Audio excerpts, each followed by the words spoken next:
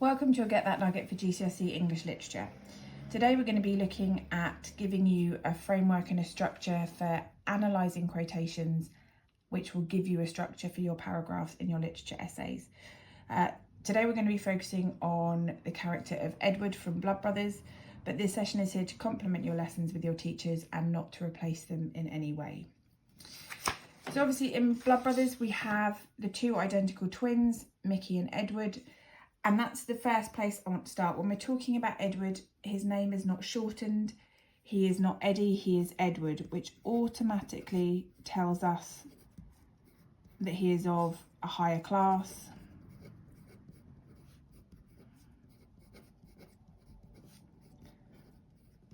And that therefore affords him a different upbringing.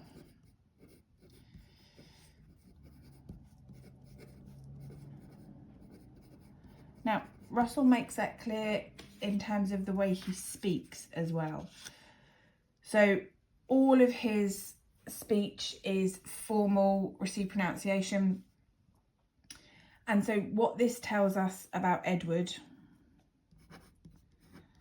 is essentially that he is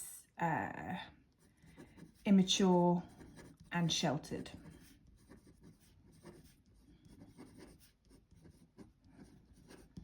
The reason it tells us this is, one, the use of the word mummy. So that's quite a childish address. It suggests a closeness, but it also suggests a sort of sheltered, coddled upbringing.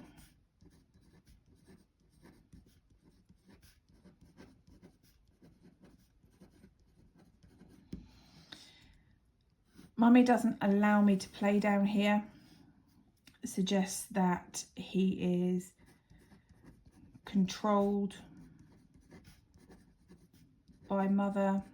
There is a lack of freedom, but that she is trying to protect him from the world.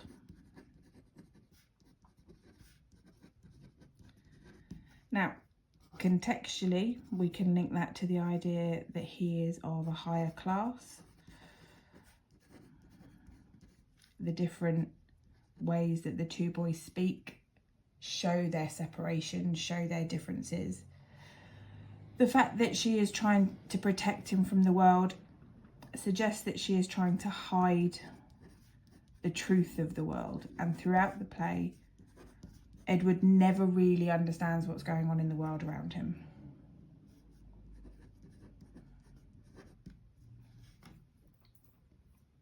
So the next thing we want to look at is this. And throughout, when you're analysing Edward, you can only really analyse him properly when you compare him to Mickey.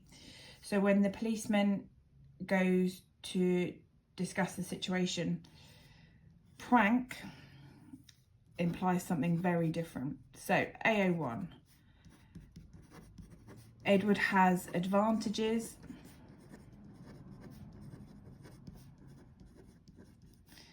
and is judged differently to other children.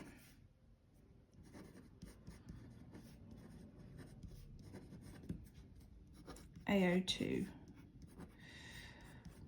prank suggests fun, suggests no malice, and it essentially makes it less important, less of a big deal.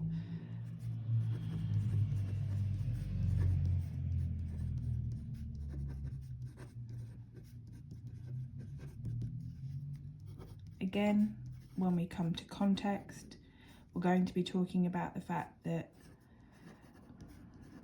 the policeman judges him differently.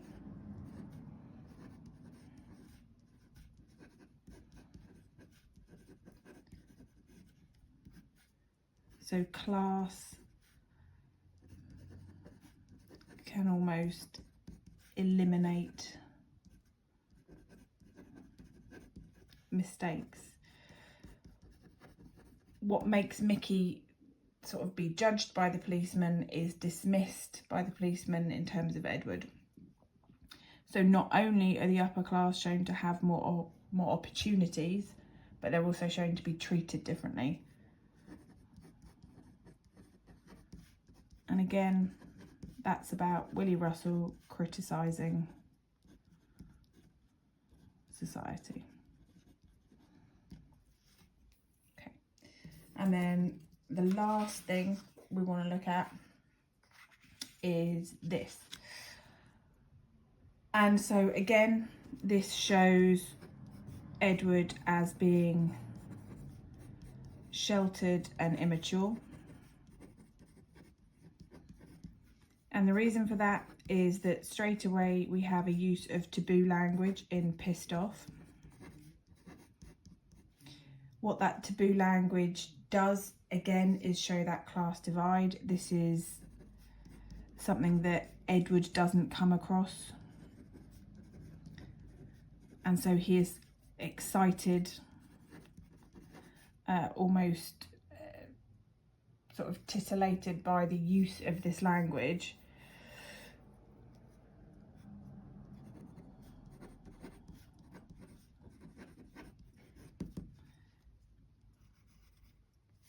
The idea that he sees that as exciting, that he sees it as a positive thing.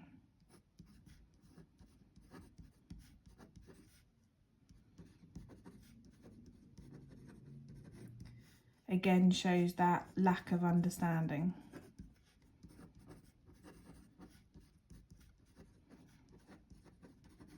And again, essentially in context, he is symbolic of certain classes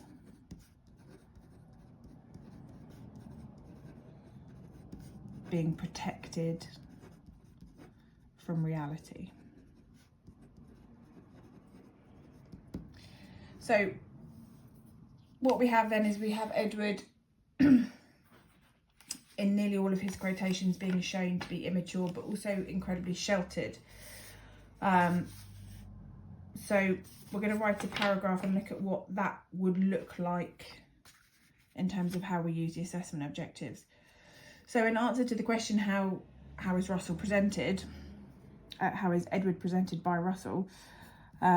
Edward is presented as immature and sheltered. So that's AO1. When he uses the word mummy, the audience is able to understand that he has had a sheltered upbringing and that his mother is trying to protect him from the world.